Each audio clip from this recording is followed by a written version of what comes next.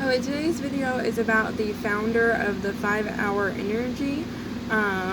He was just kind of a guy that had retired, and he got, I guess, tired of being retired because he said it was more work than actual working.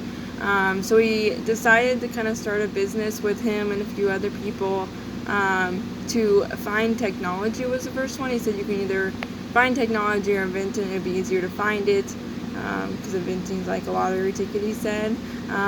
So he went through trying to find technology. He went to like all kinds of conventions and everything, trying to find things that he could invest in and make bigger throughout the world and everything.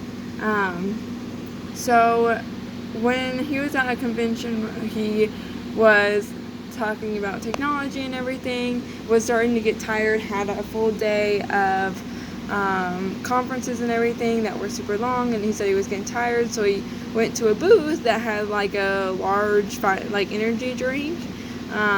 So he asked him if he could have one and try it out and everything, and then he said once he tried it and it was working and everything, he's like, hey, I can sell this. So he actually did kind of take that idea and create it into something else with the 5 Hour Energy. Instead of like a large drink, he created a small one that you just tip it back and quick swig down, and then you're good to go. And actually, that was a really good business idea because he put all the right common sense thoughts into it. Is don't compete with your bigger like Coca-Cola and Pepsi for the refrigerator space. So it doesn't really need to be refrigerated. Think of something smaller, something quick for people to drink, because whenever you're tired, most people aren't really thirsty to drink like a whole energy drink. So something small. He kind of talks about over and over again how he didn't really take the steps as most businesses do. He just took common sense steps and went with it. They weren't, that his team's not really the most educated, not really the smartest. They just kind of took what they had and went with it. So that was actually pretty cool, because I feel like most of your businesses, they think that you have to have all these big time things to make it successful. Whenever you don't really, you just have to have yourself, your common sense, and a product that's going to be able to sell. Probably a few things over that too, but kind of the basic things there. And that's what he really touches base about, is most people have long meetings, wasting time, talking about this. He used the reference of using if they were going to jump off the roof and take the fast route or walk down the stairs. And most businesses don't think about the short stuff. He said that in his business, the meetings are only a few minutes long. So there's a lot of things that he is doing that most businesses would probably frown upon, and it might not necessarily be the fast route, but is the more efficient route. He's made all kinds of products that are in the line whenever you're at Walmart or something. How many of us get bored and they're looking at the shelves while they're waiting in line.